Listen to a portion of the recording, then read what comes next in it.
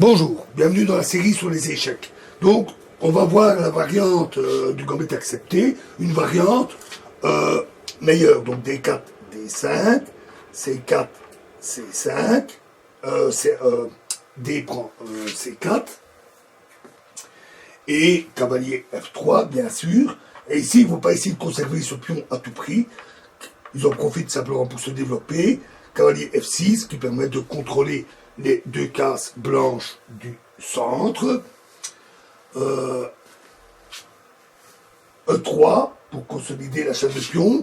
E4 peut jouer, mais c'est certainement très prématuré. Les pions centraux seraient trop faibles.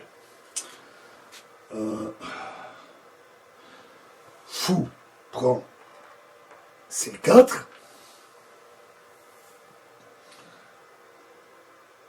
Pardon.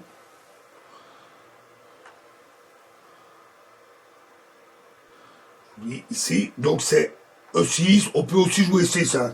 Ça se joue aussi. E6, très courant. Donc fou prend C4, ici, et C5.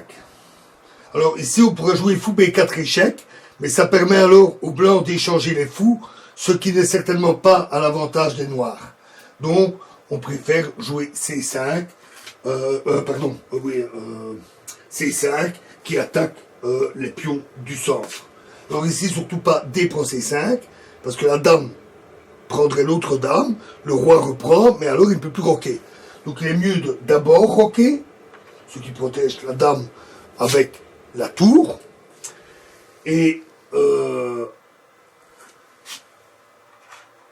A6, cavalier C6 peut aussi se jouer, on peut jouer dans un ordre ou dans l'autre.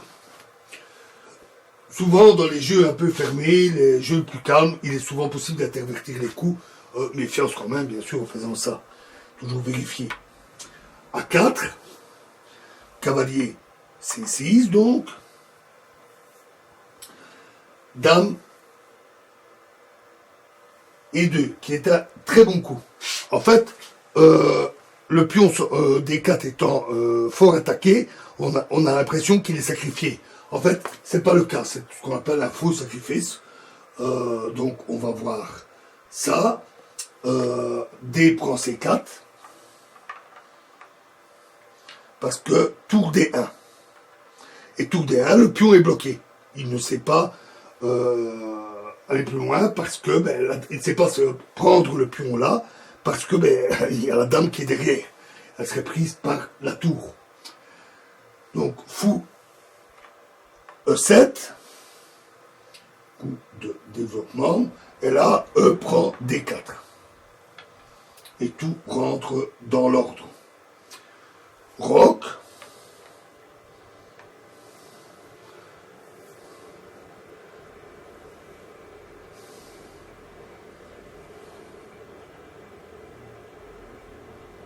Cavalier C3, et voilà. Les blancs sont en meilleure position, ils sont un peu mieux développés, ils occupent un peu plus d'espace, cette différence est faible, mais d'un autre côté, ils ont aussi un pion isolé. Il n'y a pas de pion sur les côtés pour le protéger. Ce pion pourrait tomber facilement. Donc, on peut dire, bon an, mal an, que la position est égale, avec un jeu bon pour à la fois les blancs et les noirs.